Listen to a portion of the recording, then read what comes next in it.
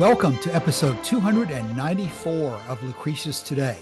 This is a podcast dedicated to the poet Lucretius, who wrote On the Nature of Things, the most complete presentation of Epicurean philosophy left to us from the ancient world. Each week we walk you through the Epicurean text, and we discuss how Epicurean philosophy can apply to you today. If you find the Epicurean worldview attractive, we invite you to join us in the study of Epicurus at EpicureanFriends.com, where we discuss this and all of our podcast episodes.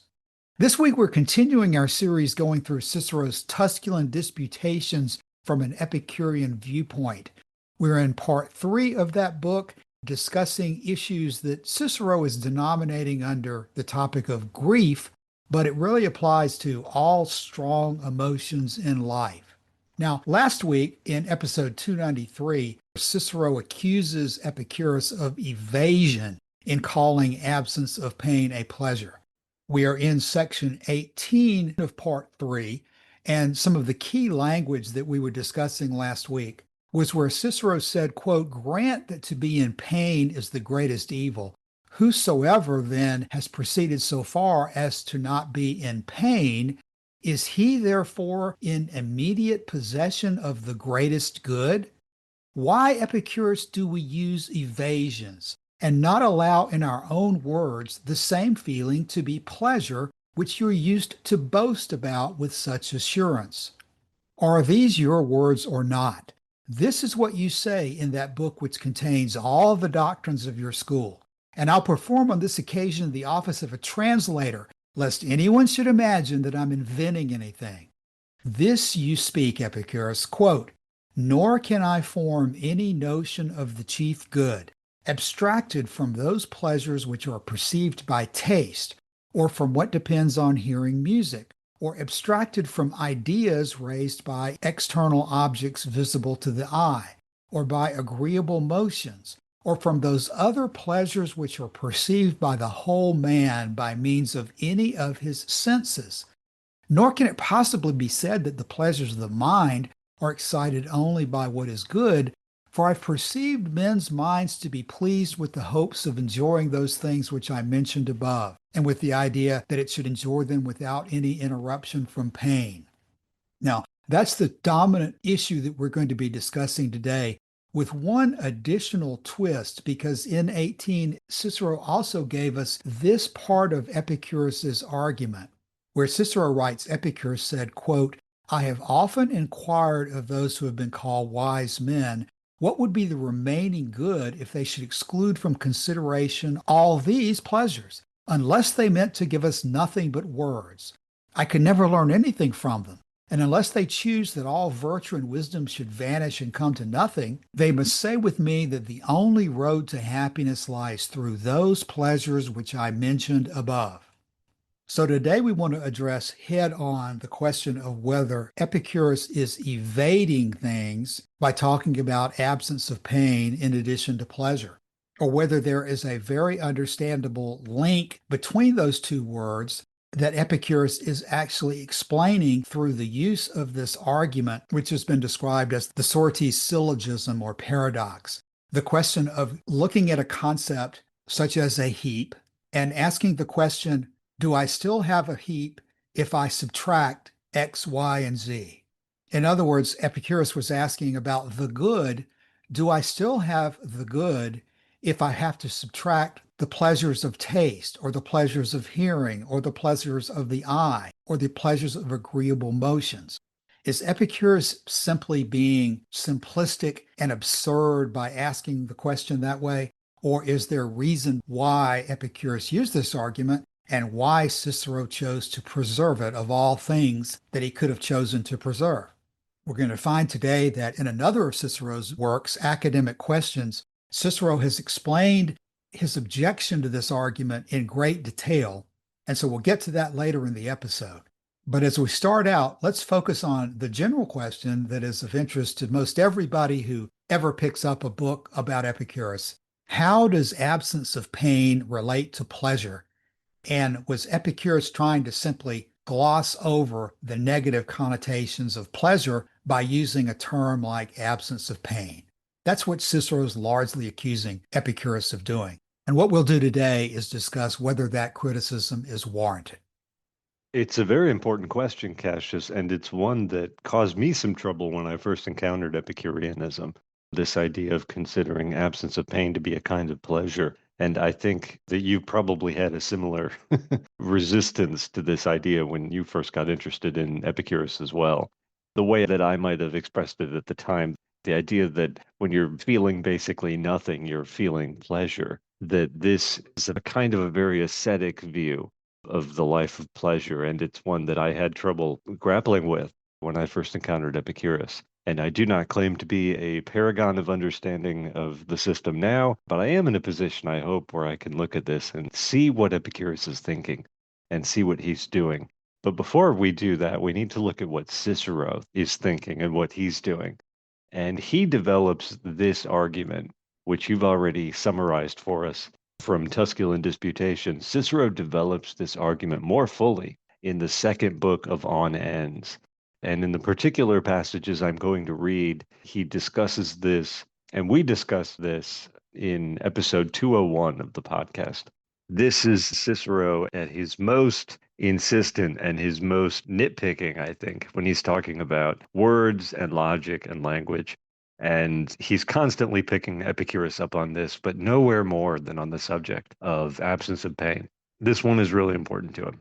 So I'm going to go now to book 2 of On Ends. He starts out this way. He says, Epicurus, I imagine, neither lacks the desire to express himself lucidly and plainly if he can, nor deals with dark subjects, as do the physical writers, nor with technical matters like the mathematicians, but speaks on a doctrine which is perspicuous and easy, and which has already spread itself abroad. Still, you do not declare that we fail to understand what pleasure is, but what he says of it, whence it results not that we fail to understand the force of the word in question, but that he speaks after a fashion of his own, and gives no heed to ours.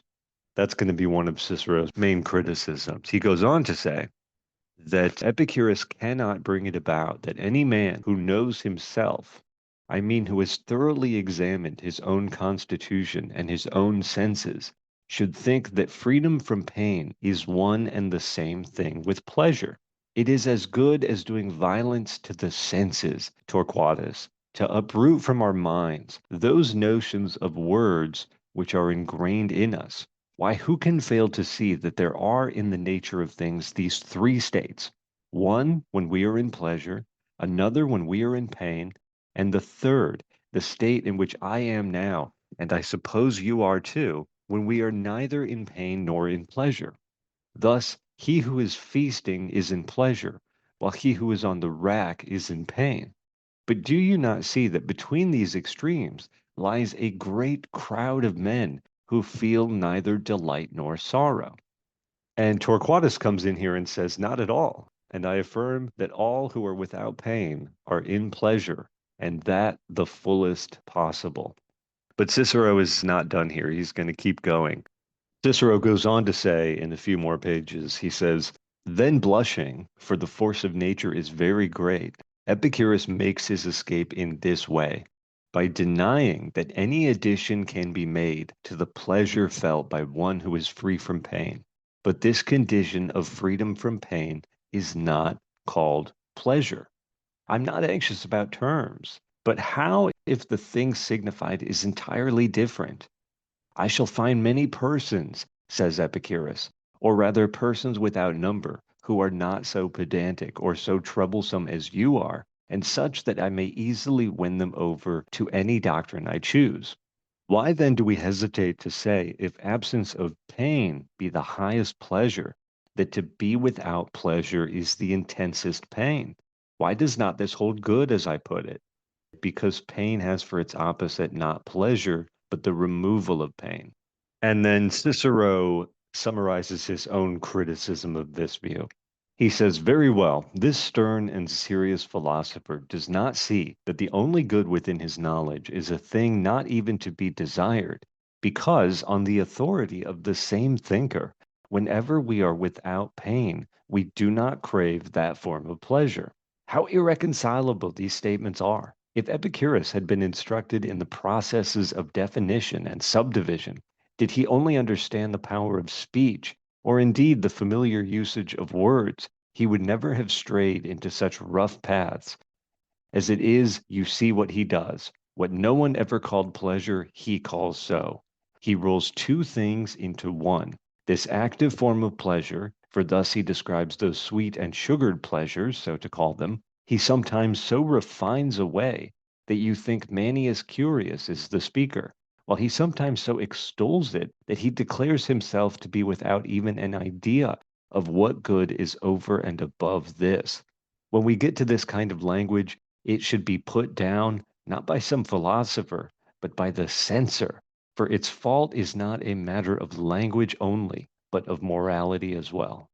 So Cicero's argument against Epicurus is one, you don't understand logic and how the use of subdivision renders your view of pleasure and pain impossible. Two, you don't understand language and how you are using these words incorrectly in the first place.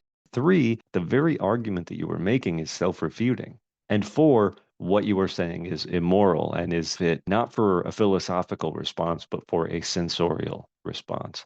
So Cicero is quite cross with Epicurus about this whole issue of pleasure, of course, but of suggesting that there is no middle state between pleasure and pain, and that when you are without pain, you are experiencing not only pleasure, but as Torquatus says, you are experiencing the fullest possible pleasure. Because Epicurus himself had said that the limit of the quantity of pleasure is the removal of all pain. Joshua, let me give you a second to catch your thoughts there by emphasizing how much I think you're right in observing these arguments from Cicero that they're made over and over and over. The reason he's focusing on this is that it is a tremendously important question. If any Roman or Greek listening to the words of Cicero would have come to the conclusion that the goal of life is nothingness, a feeling of nothingness, then that person would have nothing to do with Epicurean philosophy.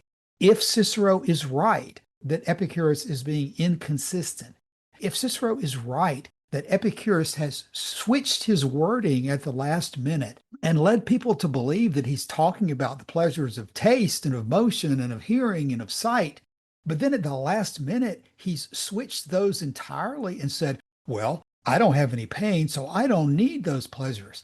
That's grossly ridiculous and self-contradictory on its face. So Cicero, being a good lawyer, is going to point it out and ride that horse as far as it will take him. And it will take him very, very far unless there is a persuasive and clear answer to the question. Now, Cicero is not going to allow the answer to be developed very far, but in regard to Cicero versus Plutarch, for example, or other writers who came along after Cicero, I think it's important to understand that Cicero was writing at probably the height of Epicurean influence in the Roman Republic. Lucretius had just written his poem. Philodemus had just been teaching. Many of the leading men of Rome who Cicero was looking to for the future of the country, such as Cassius Longinus, were Epicureans. Julius Caesar was heavily influenced by Epicurean philosophy. Cicero's best friend, Atticus, was a strong Epicurean. Cicero was writing at a time where he had to restrain himself and provide some information and some fairness in describing what Epicurus had to say. Not so much people like Plutarch or others later on who were not as dependent on fellow Epicureans for their own futures. Cicero was talking and writing with Cassius Longinus about the future of the Roman Republic and what was going to happen after the death of Julius Caesar, and they were talking Epicurean philosophy at the same time. Cicero is going to be willing to make Epicurean arguments look bad, but at the same time, to have any hope of effectiveness, he had to maintain the respect of his listeners by not totally misstating the facts when he quoted Epicurus. So there's not a total misstatement here. Epicurus certainly does talk about absence of pain. Epicurus certainly did say that when we have no remaining pain, we have no need of pleasure. Those apparent inconsistencies have to be explained. Because if you leave them at face value, no fair-minded, neutral person is going to say that you've properly and fully responded to the criticism. So, in all of these quotations that you've just cited, it's clear that a conflict of interpretation exists between Cicero and Torquatus, the Epicurean spokesman. Are they just talking past each other? And is there no way to reconcile this? Or is there a way to reconcile it? And to say one more thing before you start back again, Joshua, you made the comment that this was a problem for you at the beginning of your reading of Epicurus and mentioned that it was probably a problem for me as well. And it certainly was and is. I consider this to be the most important issue in Epicurean philosophy. If someone cannot state both sides of this argument and explain in depth why Epicurus would take the position that he's taking, then I don't think you can credibly maintain that you have an understanding of Epicurean philosophy and what Epicurus was all about. Because Cicero's arguments on their face are very, very effective, and they must be answered in a persuasive way. Yeah, I agree. And actually, one of my favorite, very pithy criticisms of Epicurus on this point comes from Plutarch, when he says that Epicurus decants pleasure from the body into the mind and then back to the body again, depending on the questions he's being asked. That Epicurus is evading giving solid answers as regards pleasure by shifting pleasure around. That's the same criticism that Cicero is making here, right? But Plutarch makes it in a very clear way by saying he's decanting the pleasure from the body into the mind and then back into the body again to evade specific problems that he would otherwise run into. The first place to look when considering this issue is one of my favorite passages from Norman DeWitt's book, and I know it's one that you've quoted many times as well. And this is on page 240 in a chapter called The New Hedonism, in which Norman DeWitt says this, quote, "This recognition of basic pleasures in its turn signified the recognition of a normal state of being, consisting of health of mind and of body, and freedom from fears and all unnecessary desires, which was called ataraxia or serenity. This condition was denominated static, but allowance must be made for a certain variation. Hunger and thirst recur and call for satisfaction, which is a moderately kinetic pleasure, whereupon the individual returns to the normal state of absence of pain. Epicurus described it in one of those reciprocal statements for which he had a preference. Only then have we need of pleasure, when from the absence of pleasure we feel pain. And when we do not feel pain, we no longer feel need of pleasure. While these words have reference to the natural desires of the body, the description of the normal state must be understood to include freedom from pain in the body and distress in the mind. The extension of the name of pleasure to this normal state of being was the major innovation of the new hedonism. It was in the negative form, freedom from pain of body and distress of mind, that it drew the most persistent and vigorous condemnation from adversaries. The contention was that the application of the name of pleasure to this state was unjustified on the ground that two different things were thereby being denominated by one name. Cicero made a great to-do over this argument, but it is really superficial and captious. The fact that the name of pleasure was not customarily applied to the normal or static state did not alter the fact that the name ought to be applied to it, nor that reason justified the application, nor that human beings would be the happier for so reasoning and believing. So, one of the first things I would say to Cicero is that he is always on the lookout for those sensory, physical, stimulating pleasures. And he's looking for these and he's saying, this is what Epicurus means when he talks about pleasure. And Cicero behaves as if that's the only thing that anyone means when they're talking about pleasure.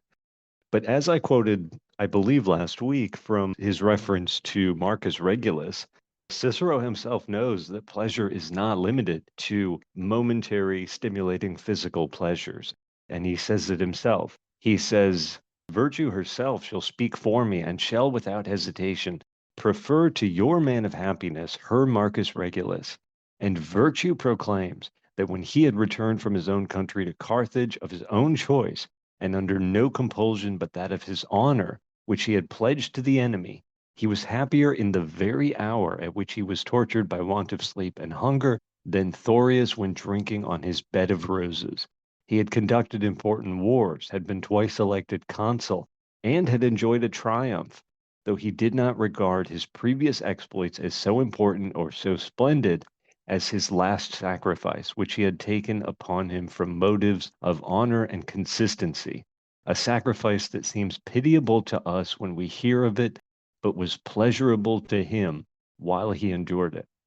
And Cicero says, in truth, happy men are not always in a state of cheerfulness or boisterousness or mirth or jesting, which things accompany light characters, but oftentimes, even in stern mood, are made happy by their staunchness and endurance. Cicero is saying that Marcus Regulus is happy, that he is feeling pleasure from what he's doing, even though what he's doing is not connected with sensory stimulation of the kind that we customarily think of as pleasurable. So you could well ask Cicero, why are you taking the word pleasure and applying it to this other experience? Are you not doing the same thing, Cicero, denominating two different experiences by the same word? But the fact is that this is how we use the word pleasure. It applies reasonably in different situations. It applies when we are dining on good food, but it also applies when we are just spending time with our friends. And even though those are two very different experiences, we still call them both pleasure. And as I see from this text, Cicero is not above doing this himself. So why does he criticize Epicurus for it? So I have to take Cicero to task on this question of constantly going to pleasure only means sensory stimulation of the body. And any pleasure of the mind is just pleasure of the body referred to the mind. It's really all about the body in Cicero's understanding of Epicureanism. He discounts mental pleasure as a rule, except as connected with the body.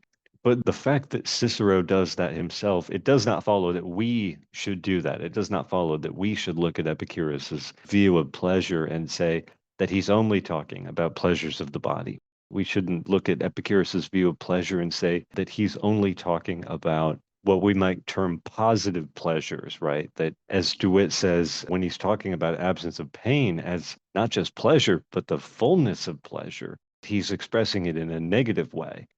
We should understand that for Epicurus, that is also pleasure. And so where I come down on this is the same place Norman DeWitt comes down. And I think that passage is very helpful for that reason.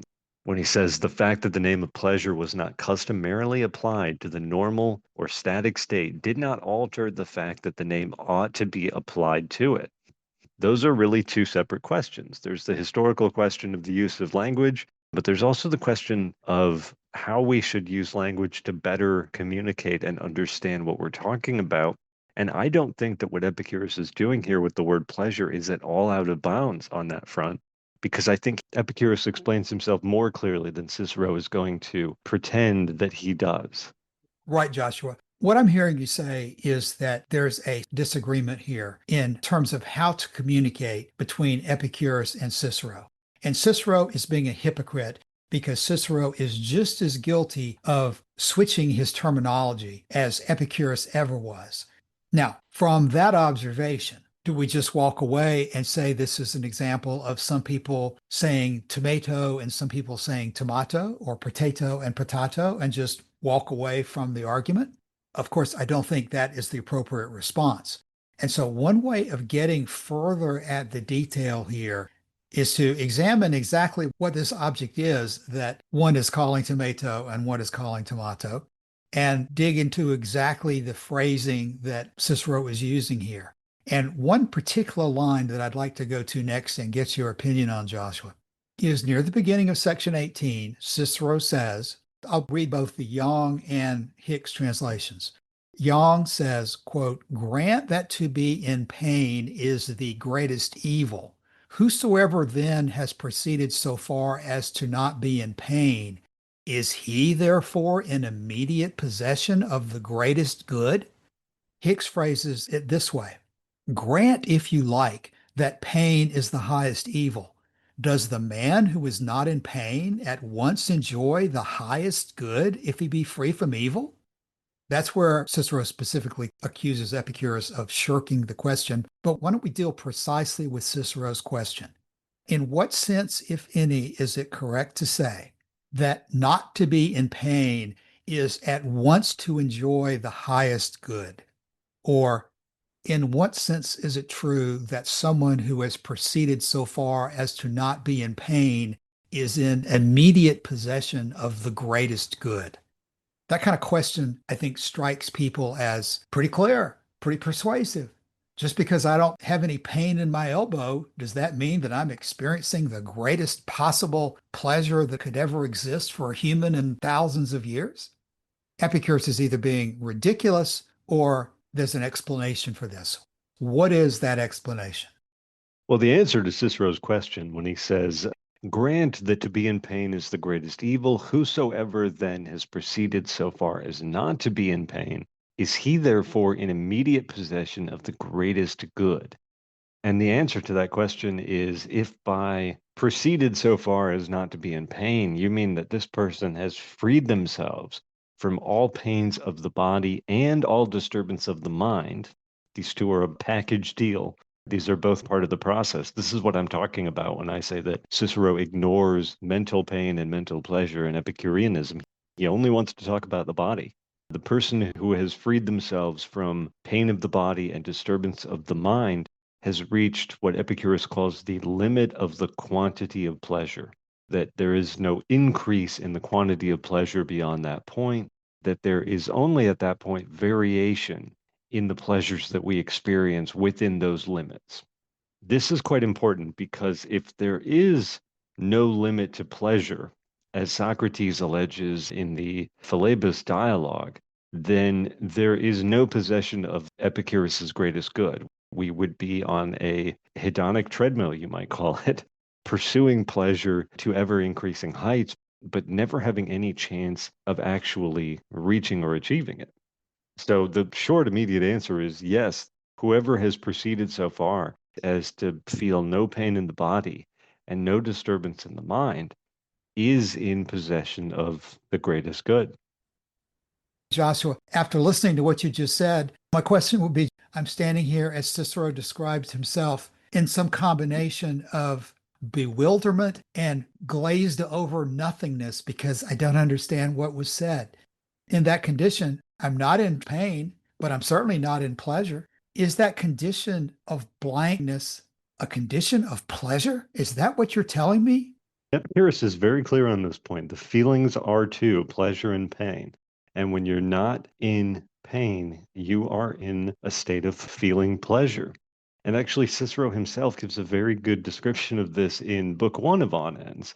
He says, let us imagine an individual in the enjoyment of pleasures great, numerous, and constant, both mental and bodily, with no pain to thwart or threaten them. I ask, what circumstances can we describe as more excellent than these, or more desirable?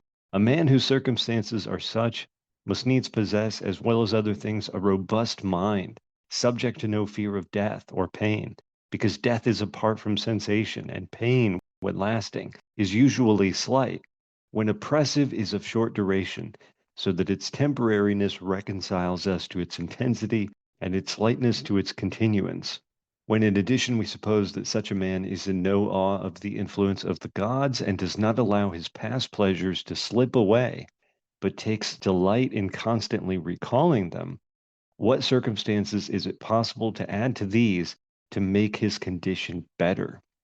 Now, the thing is, when you read this passage, he mentions pleasures great, numerous, and constant, both of body and of mind. He mentions that at the beginning, but everything else he's talking about here is philosophical. I mean, everything he's talking about here is about removing the fear of death, removing the fear of the gods, teaching yourself to recall your past pleasures as a way to feel pleasure in the moment.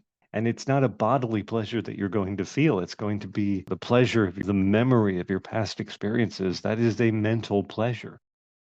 Joshua, so we've discussed this many times that Epicurus's viewpoint of pleasure is much wider than just bodily stimulation. And so Epicurus does include mental pleasure as much or more as he includes bodily pleasures in his calculations. So we've made that point a good number of times. The next point that people will often question about this is to observe that Okay, Epicurus, I understand your point. You're including bodily pleasure and mental pleasure in the word pleasure. I understand your point. And you're implying that mental pleasures are even more important than bodily pleasures. I understand your point. What then do I make of this absence of pain, which I'll accept for the moment includes mental pleasures? Are you telling me that absence of pain, this mental condition, is the true goal of life? What about the pleasures of taste and of the eyes and of the ears and of touch? Those to me don't have anything to do with the pleasures of the mind. Why are you evading and seemingly deprecating those physical pleasures and saying that the greatest good is to be free from pain? What happened to those physical pleasures that you talk about so much? And as Cicero is expressing this bewilderment, this challenge to Epicurus's viewpoint, the next bit of information he gives us becomes particularly important because Cicero himself is seeing how it relates to the question. And this is where what Cicero quotes from Epicurus is this Sorites argument about subtracting pleasures from the good. And so that's a question that we have to confront as well. Is that what Epicurus has done? Has he subtracted the pleasures of taste and the eyes and the ears and of touch from his concept of the best pleasure and ended up with something that a normal person doesn't recognize as pleasure, but an intellectual like Epicurus, who fancies himself to have figured everything out and is somewhat smarter than everyone else, has Epicurus arrived at some condition which is superior to the pleasures of the eyes and the ears and of touch and of taste? Because that's the quotation that's next, where Epicurus is saying he cannot form any notion of the chief good apart from these particular pleasures. Yeah, you're absolutely right. Epicurus says in the fragment that survives from his book Peritelos, or On the End Goal, he says, I do not even know what I should consider the good to be if I omit the pleasures of sex, and if I omit the pleasures of food, and if I omit the pleasures of sound and of beautiful forms. To say that freedom from pain in the body and disturbance in the mind is the limit of the quantity of pleasure is not at all to deprecate the pleasures of sensory experience. But the real point is this: when you are not feeling pain, you are not nothing. It's not like you stop existing when you stop feeling pain. What you are when you stop feeling pain is a product of nature. And it's nature that has equipped us with pleasure and pain as the goal and the guardrails, as the guideposts on the way of life. And so when you're not experiencing any pain, you are still what you are, which is a being that was born out of nature, responds to her calls, and is cognizant of her guidelines for life. And I'm talking about nature as a her that endowed you with something, but this is nature as a process, and you're a product of this process. And as a product of this process, you were endowed by the process with the experience of pleasure and pain. And when you're not in pain, you're still alive. You're still what you are. And what you are is a product of nature, living in nature, living naturally, you could say. It's not at all contradictory to say that this experience is pleasurable. And that, as Epicurus says, that this is the limit of the quantity of pleasure. This is you in your natural condition. And as I said a minute ago, this is not at all to suggest that the sensory pleasures of the body are not to be included in all of this. When I said earlier that once you've reached the limit of the quantity of pleasure, what is available to you at that point is variation in the experience of pleasure. That's where these sensory experiences of the body come in, as well as other experiences of the mind as pleasure. So it's all part of the experience. But that to me is the main point, that to not be in pain is to still be. There's a difference between absence of pain and death. Even though we would say that death are beyond sensation of any kind, it's true they don't feel pain. They don't exist. They don't do anything. They don't experience anything. But you experience life while you were alive, even when you're not in pain, even when you're not feeling any mental disturbance, and if you're not feeling any particular sensory stimulation that you can point to something specific and say that feels pleasurable, you're still alive in nature as a product of nature. So I think that's all part of the equation as well. Okay, Joshua. Yeah, you're describing the relationship between absence of pain and pleasure. And here I'd like to take a quick excursion into another book from Cicero that we don't talk about very frequently, Academic Questions, that will help us understand further what was in Epicurus's mind when he's criticizing these people who call themselves wise, saying that I've asked them, what's left of the good if you subtract the pleasures of taste, the pleasures of the eye, the pleasures of the ears, going on down the list? This form of argument that Epicurus is making has more to it than meets the eye, and Cicero has more to say about it in Academic Questions. There are two passages I'd like to go through quickly, one of which I'll read myself, and then the second one I'll ask you, Joshua, to read. But let me quickly go to the setup for this in section 16 of Academic Questions, where Cicero is quoting perhaps one of his favorite philosophers, Antiochus. And he reports that Antiochus said this, quote, and in the first place, they are blamable in this, that they use a most captious kind of interrogation. And the system of adding or taking away step by step minute items from a proposition is a kind of argument very little to be approved of in philosophy. So here is Cicero quoting one of his favorite philosophers, criticizing this method of argument. Continuing back to the quote, Antiochus said, they call it sorites when they make up a heap by adding grain after grain, a very vicious and captious style of arguing. For you mount up in this way. If a vision is brought by God before a man asleep, of such a nature as to be probable, why may not one also be brought of such a nature as to be very like truth? If so, then why may not one be brought up which can hardly be distinguished from truth? If so, then why may there not be one which cannot be distinguished at all from truth? If so, then why may not there be one such that is actually no difference between them? If you come to this point because I've granted you all the previous propositions, it will be my fault. But if you advance thither of your own accord, it will be yours. For who will grant to either that God can do everything, or that even if he could, he would act in that manner? And how do you assume that if one thing may be like another, it follows that it may also be difficult to distinguish between them? And then that one cannot distinguish between them at all? And lastly, that they're identical. So that if wolves are like dogs, you'll come at last to asserting that they are the same animal.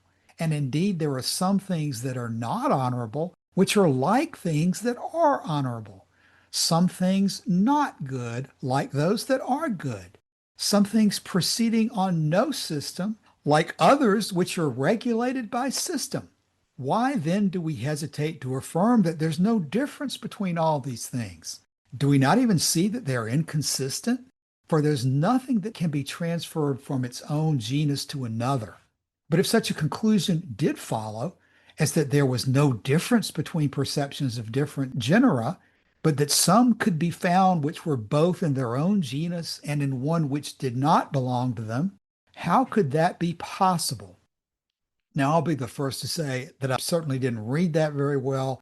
It's very dense and difficult to follow, but I do think it becomes pretty clear when you analyze what Cicero is saying here that there's a reason he's objecting to this argument, because this argument focuses the attention on what is it that really makes one thing different from another?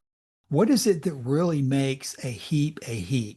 What is it that really makes something good to be good? What is it that really makes a dog and a wolf a wolf? A lot of people think that this kind of questioning is irrelevant and useless and the worst aspect of philosophy. And if you leave it in that condition, then I would agree that this is totally unproductive, totally ridiculous, and totally a waste of time to talk about this. But Epicurus is using this type of argument for a reason. He's pointing out that if you're going to talk about the good, you have to be specific about what it is that makes something good. Can the good be defined through words that are adequate to give you a complete understanding of the good? Or must the good be illustrated through examples? And must you then realize that it is your pronouncement that something is good that gives meaning to the term? Now, a dog has a different atomic structure than a wolf does, but dogs don't know the term dogs any more than wolves know the term wolf. And our calling a dog does not make a dog any more than calling a wolf makes it a wolf. The illustration often used in discussing Plato is that when you see a four-legged animal with a long neck and a long tail in front of you, and you make additional observations about how tall he is, how heavy he is, how he walks, Plato will tell you that your senses will never be satisfactory to allow you to conclude that this animal in front of you is a horse. But at the same time, Plato will tell you that, oh, there is a such thing as hoarseness that exists in an ideal form in another dimension, and that the hoarseness, the state of being a horse, can be defined through words that we can be absolutely confident about if we go down the rabbit trail far enough. Aristotle might say, no, Plato, hoarseness does not exist in another dimension, but there's something within the horse that tells you that it is a horse. Or some religionist person might tell you that I know it's a horse because God tells me it's a horse, or God has defined what a horse is, and it's in the Bible, and therefore it must be so. What's really important about this type of argument is to think about what it means to be real and true and exist. And that's what Epicurean canonics is attempting to address. That what we consider real is tested by the senses and by reasonable inferences from the senses, and not because there's some other dimension of ideal forms or words or logos or any divine beings that have the copyright or the patent on what actually is true. We're not living in a cave watching flickers of firelight in the dark and guessing at things that exist in reality only outside the cave. What we're doing, according to Epicurus, is living in a real world and using our senses to understand what this real world is about. And if we're going to talk about pleasure, or if we're going to talk about good, we're ultimately going to get down to cases, as they say. We're going to talk about the good in terms of things that are good, and pleasure in terms of things that are pleasurable.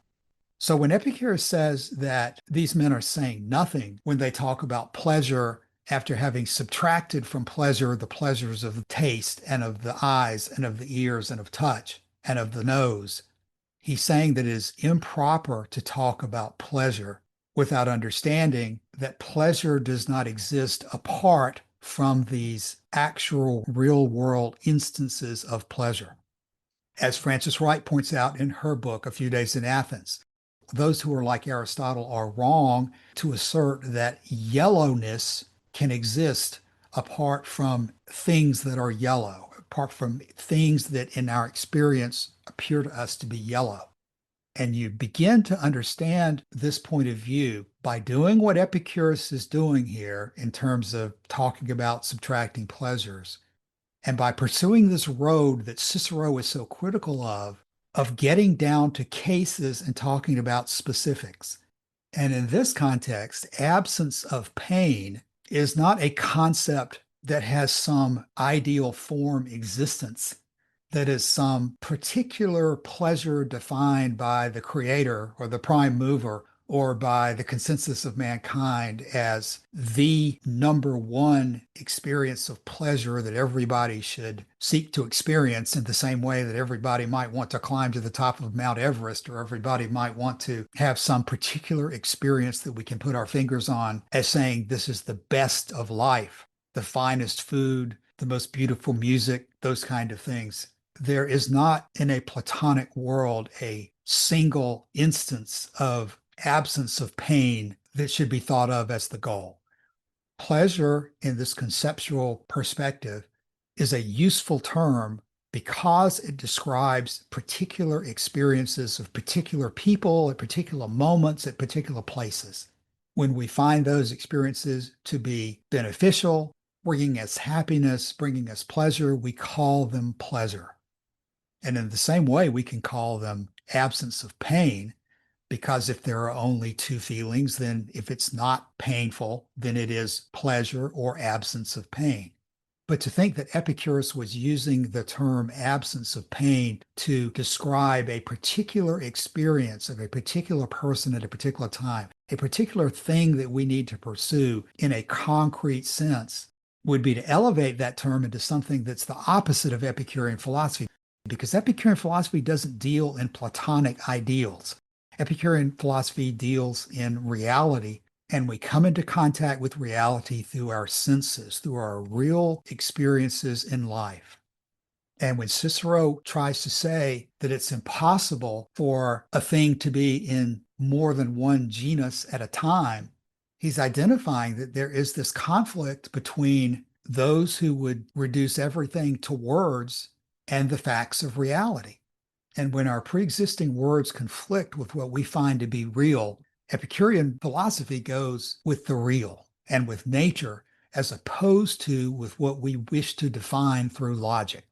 So, Joshua, that's the first part of academic questions. When you go further down into what appears to be section 28, Cicero is still talking about this because, frankly, that's what most of academic questions is about. It's this confrontation with skepticism that destroyed the unity of the academy and led it to be split off in so many different directions.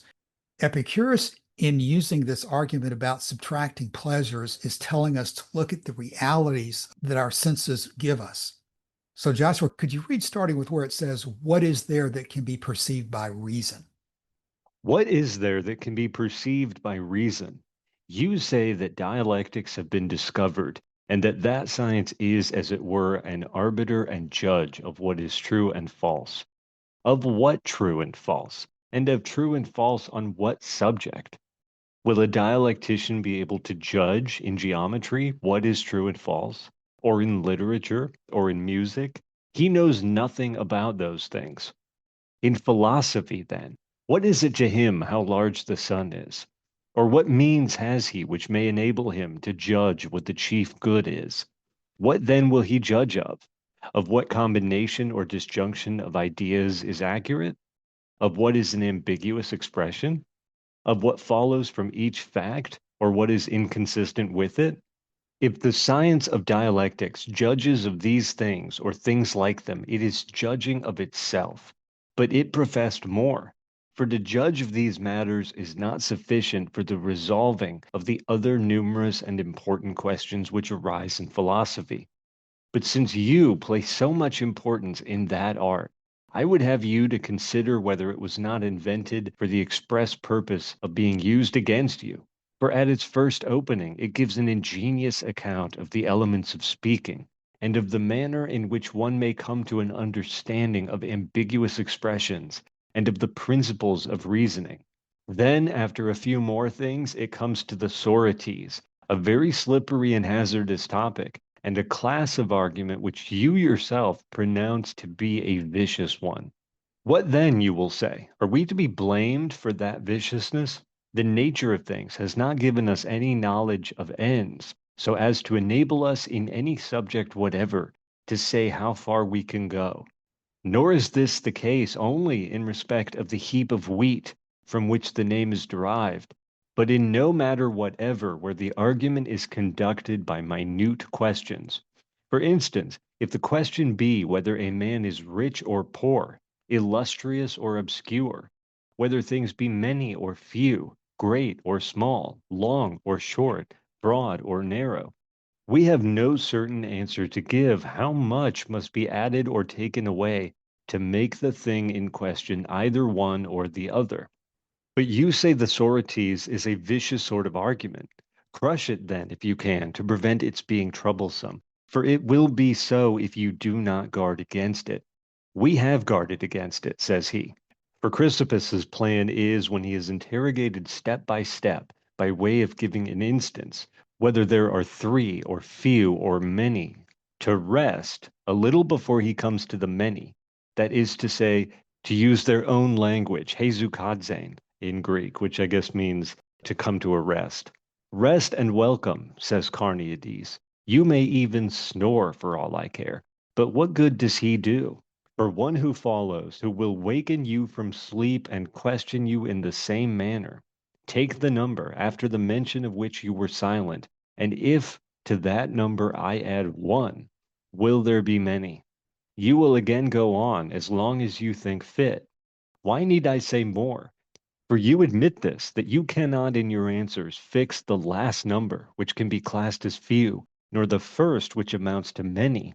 And this kind of uncertainty extends so widely that I do not see any bounds to its progress. Nothing hurts me, says he, for I, like a skillful driver, will rein in my horses before I come to the end, and all the more if the ground which the horses are approaching is precipitous. And thus too, says he, I will check myself and not reply any more to one who addresses me with captious questions. If you have a clear answer to make and refuse to make it, you are giving yourself airs. If you have not, even you yourself do not perceive it. If you stop because the question is obscure, I admit that it is so, but you say that you do not proceed as far as what is obscure. You stop then where the case is still clear. If then all you do is to hold your tongue, you gain nothing by that. For what does it matter to the man who wishes to catch you, whether he entangles you owing to your silence or to your talking? Suppose, for instance, you were to say without hesitation that up to the number 9 is few, but were to pause at the 10th. Then you would be refusing your assent to what is certain and evident, and yet you will not allow me to do the same with respect to subjects which are obscure. That art, therefore, does not help you against the Sorites, inasmuch as it does not teach a man who is using either the increasing or diminishing scale what is the first point or the last.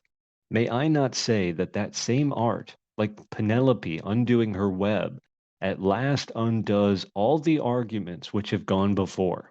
Is that your fault or ours?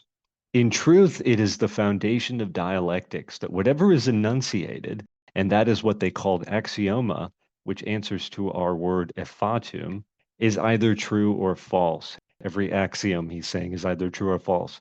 What then is the case? Are these true or false? If you say that you are speaking falsely, and that that is true, you are speaking falsely and telling the truth at the same time. This, forsooth, you say is inexplicable, and that is more odious than our language when we call things uncomprehended and not perceived. Okay, Joshua, thank you for reading that. We're going to be running long today, so we're going to have to bring this to a conclusion and then come back in the coming weeks to these issues. But in summary, Cicero is giving a very good description here of the problem, and it is that dialectical logic rests on an assumption that there is a difference between what is true and what is false, but that nature herself does not tell us what is true and what is false in words, in the tools that dialectical reasoning wants to use. Epicurus, by using the Sorites argument that Cicero is objecting to so much, is pointing to the answer to these questions of reality being that nature tells us through the senses what is real and what is not. And we can go on and on. We can stop. We can rest. We can talk about a couple of instances like Chrysippus does and hesitate before he gets to the ninth when he wants to say that 9 is many, but 8 is not. We can talk, we can use words, or we can rest, we can do whatever we want to do. But in the end, dialectical logic is not the way that you come to an understanding of reality. Dialectic rests on the assertion, the axiom that you have stated something to be true or false, but your statement does not make it so. All this relates back to absence of pain and pleasure, because just like the dialectician through words cannot encapsulate all that is true or all that is false within those words, the words pleasure and absence of pain cannot within those words give a complete understanding and description of every example and instance of pleasure or absence of pain. Speaking in words and using logical arguments is necessary for purposes of communication. But in the end, you test the validity of what conclusion your logic has led you to reach through the senses and through the real experiences of life. Joshua, I'm sorry we're running out of time, but what would be your final thoughts for today's episode? On the subject, Cassius, that we've been talking about of the relationship between logic, dialectic, reason, and fact, I thought there was a very interesting paragraph or two in Christopher Hitchens's book, God is Not Great, discussing William of Ockham, not on his famous razor, his principle of economy, but on a separate question, which I found very interesting. Hitchens writes this. He says, Ockham was interested, for example, in the stars. He knew far less about the nebulae than we do, or than Laplace did. In fact, he knew nothing about them at all, but he employed them for an interesting speculation. Assuming that God can make us feel the presence of a non-existent entity, and further assuming that he need not go to this trouble if the same effect can be produced in us by the actual presence of that entity, God could still, if he wished, cause us to believe in the existence of stars without their being actually present. Every effect which God causes through the mediation of a secondary cause, he can produce immediately by himself. However, this does not mean that we must believe in anything absurd, since, quote, God cannot cause in us knowledge such that by it a thing is seen evidently to be present, though it is absent, for that involves a contradiction. And then Christopher Hitchens says, before you begin to drum your fingers at the huge tautology that impends here, as it does in so much theology, consider what Father Cobblestone, the eminent Jesuit, has to say in commentary. If God had annihilated the stars, he could still cause in us the act of seeing what had once been, so far as the act is considered subjectively, just as he could give us a vision of what will be in the future. Either act would be an immediate apprehension, in the first case of what has been, in the second case of what will be. And then Christopher Hitchens says, this is actually very impressive, and not just for its time. It has taken us several hundred years since Occam to come to the realization that when we gaze up at the stars, we very often are seeing light from distant bodies that have long since ceased to exist. I bring that up because we're talking about the relationship between dialectic and reason and fact.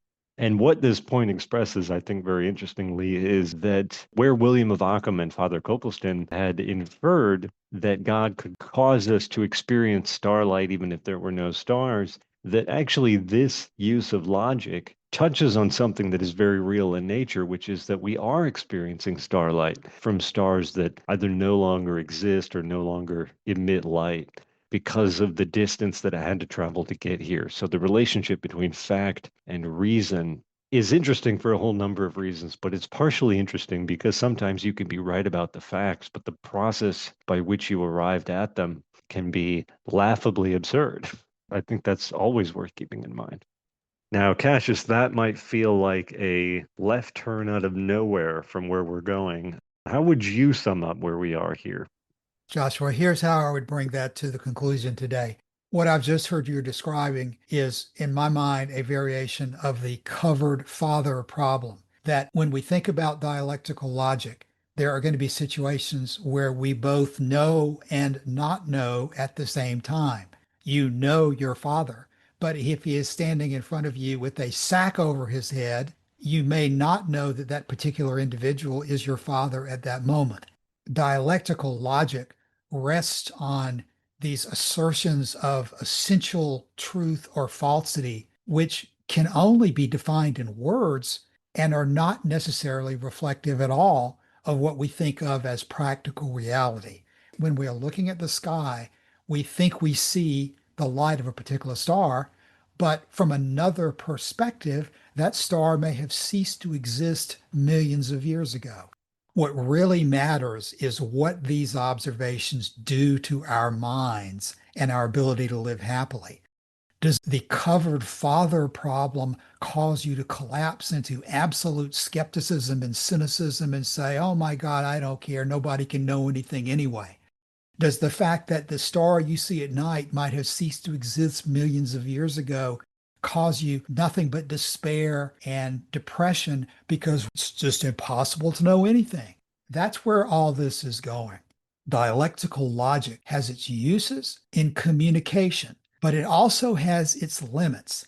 And Epicurus is saying, in relation to the good, you want to know what the good is, you talk about specific instances of good, and you don't look to Plato and his forms and ideas. You don't look to some other dimension for a God to tell you the answer to that. You look to the reality of what your senses tell you, what the senses of other people around you are telling them that you can compare with. You focus your attention on reality, and you never let the flights of dialectical logic that might seem to be depressing and dispiriting and contradictory, you don't let those get you down and prevent you from living a successful, effective, and happy life, because you know the difference between words and reality. You know the difference between the map and the territory. And you know that maps are useful, but they are not the real world. And that's the point I think we take away from the Socrates syllogism and from Epicurus's example that we've talked about in this episode. So as we bring things to a conclusion, that's where we'll stop it for today. There's an awful lot more to say about this, and we invite you to communicate with us by dropping by the forum and letting us know your thoughts about these issues. Thanks for your time today. We'll be back again very soon. See you then. Bye.